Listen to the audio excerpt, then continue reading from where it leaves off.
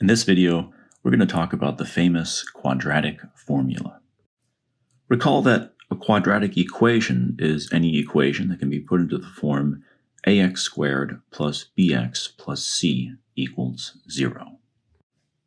Here, a, b, and c are fixed constants, and to solve this equation, the goal is to determine which values of x make the equation true. That is to say, which numbers x, when substituted into the left-hand side, will give us 0. In case the coefficient b is equal to 0, then we can solve the equation directly. And even if b is not equal to 0, there are many times when the left-hand side is rather easy to factor, which will also lead us to a solution.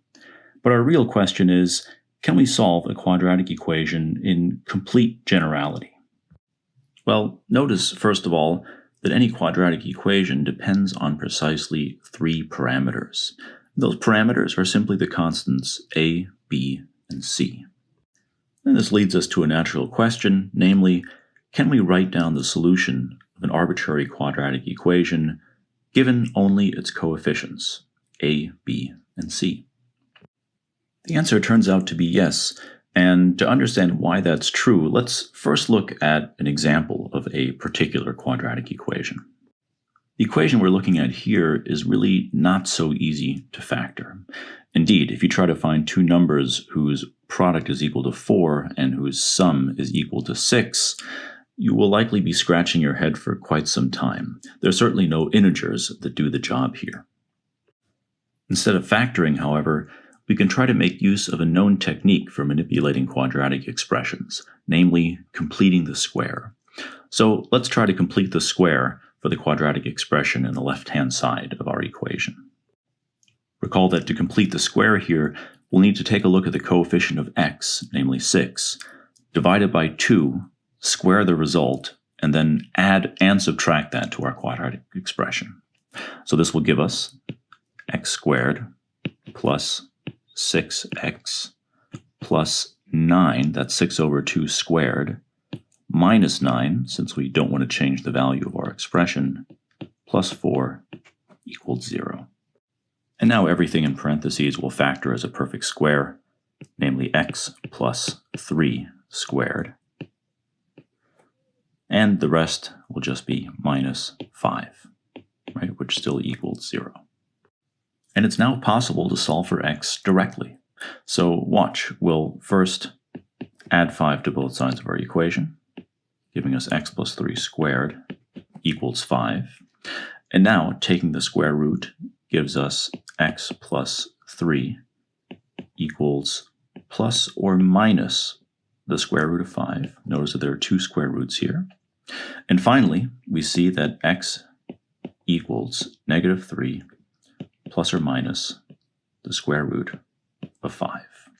So there are 2 solutions here, and they actually involve a square root. And the solutions, just to write it perhaps in a more conventional form, are negative 3 plus the square root of 5, or negative 3 minus the square root of 5. And it turns out that completing the square was the key idea here that allowed us to solve this equation. Completing the square will in fact allow us to solve any quadratic equation of the form ax squared plus bx plus c equals 0. And what I'd like to do next is show you exactly how this works, and also show you how it leads directly to the famous quadratic formula that will give us the solution to an arbitrary quadratic equation. The following argument is an example of a mathematical proof, and it contains a number of steps, but each one of them is quite straightforward to follow if you pay attention. I think this is one of those proofs that everyone should see at least once, so try to follow along, and you can always pause the video if something isn't perfectly clear. Our first step is simply to divide both sides of the equation by a, the coefficient of x squared. And notice that this is allowed because a is not equal to 0, right? So we're allowed to divide by it. Next, we begin completing the square by adding and subtracting b squared over 4a squared. And recall that that's simply equal to 1/2 b over a, which is the coefficient of x, squared. Then, to finish completing the square, we factor x squared plus b over ax plus b squared over 4a squared as a perfect square. Right? It's going to factor exactly as x plus b over 2a squared.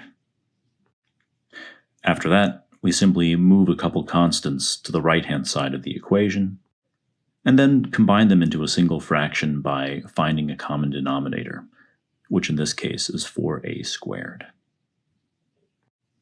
Next, we take the square root of both sides, and in the right-hand side we leave the numerator as the square root of b squared minus 4ac, and notice that the square root of 4a squared is simply 2a.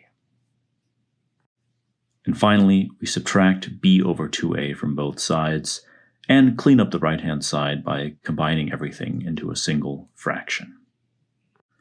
This gives us the full and general solution to a quadratic equation ax squared plus bx plus c equals 0. And that solution is minus b plus or minus the square root of b squared minus 4ac all over 2a. This wonderful formula is the quadratic formula, and it's arrived at once again just by using the technique of completing the square. And by the way, if you really want to test your algebra skills, I recommend trying to derive the quadratic formula on your own, just by starting with the general equation ax squared plus bx plus c equals 0. It's a nice little test of your skills. Let's have a look at the quadratic formula in action by way of a concrete example. Since this quadratic equation is already in standard form, we find that a equals 2, b equals -5, and c equals 1. And it only remains to substitute these values into the quadratic formula, which gives us the following. And after simplification, we obtain the two solutions, 5 plus the square root of 17 over 4, and 5 minus the square root of 17 over 4. And just like that, we finished. We found the solution to the original equation. And notice that this time the original equation is truly difficult to factor. It's really one where the quadratic formula is the most natural way to go. Now let's go back and look at the general quadratic formula once again, because there's one piece of it that is particularly important. That piece is everything that's underneath the radical sign, namely b squared minus 4ac.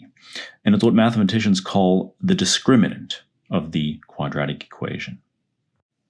The discriminant is important because if it's positive, then the quadratic equation ax squared plus bx plus c equals 0 will have exactly two real number solutions.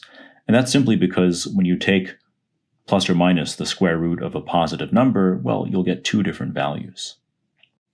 On the other hand, if the discriminant happens to equal 0, then the quadratic equation will have only one real number solution. In fact, that solution will be minus b over 2a. Finally, if the discriminant is negative, then the quadratic equation will have no real solutions, since taking the square root of a negative number cannot give you a real number. So the discriminant is a kind of tool that allows us to very quickly check how many solutions a given quadratic equation has. For this particular equation, 4x squared minus 4x plus 1 equals 0, we can quickly compute the discriminant, b squared minus 4ac. And here, b is equal to -4, a is equal to 4, and c is equal to 1. And what we see is that the discriminant turns out to be 0. Therefore, without doing any further work, we can immediately say that this quadratic equation has exactly one solution.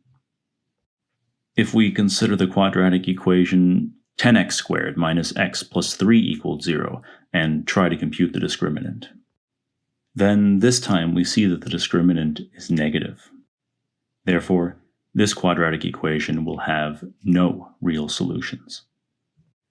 And finally, examining the quadratic equation x squared plus 6x plus 1 equals 0, we see that the discriminant is this time positive, and can therefore conclude that this quadratic equation will have exactly two real number solutions.